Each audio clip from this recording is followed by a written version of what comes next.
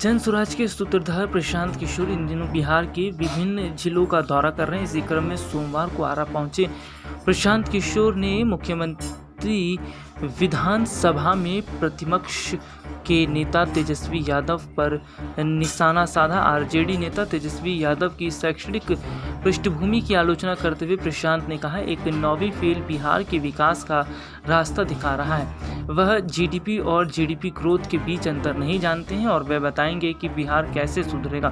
बिहार के भोजपुर में एक सभा को संबोधित करते हुए प्रशांत किशोर ने कहा, अगर कोई संसाधनों की कमी के कारण शिक्षित नहीं हो पाता तो यह समझ में आता है, लेकिन अगर किसी के माता पिता मुख्यमंत्री हैं और वह 10वीं कक्षा पास नहीं कर पाता तो यह शिक्षा के प्रति उनकी दृष्टिकोण को दर्शाता है। तेजस्वी की समझ पर सवाल उठाते हुए प्रशांत किशोर ने कहा, जो कहते हैं हमारे पुरखों का समाजवाद है, 10 दिन ट्यूशन लेकर भी समाजवाद पर नहीं बोल सकते।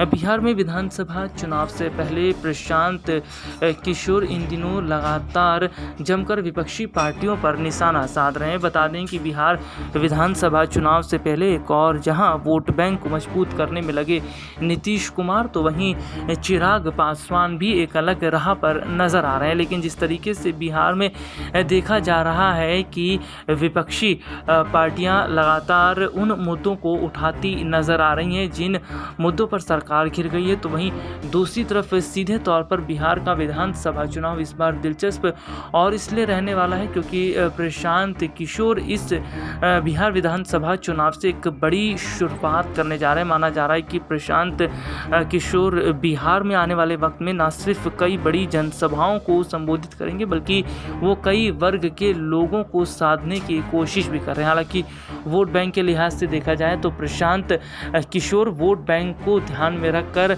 आगामी समय में कई स्कीम्स को लेकर भी बात कर सकते हैं। अब देखना होगा कि प्रशांत किशोर क्या बिहार के विधानसभा चुनाव से पहले जो है वो विपक्षी पार्टियों के लिए मुश्किलें खड़ी कर सकते हैं और क्या प्रशांत किशोर अगर बिहार विधानसभा चुनाव में किंग मेकर भी बनकर सामने आते हैं तो ये अपने आप में बहुत बड़ी बात होगी।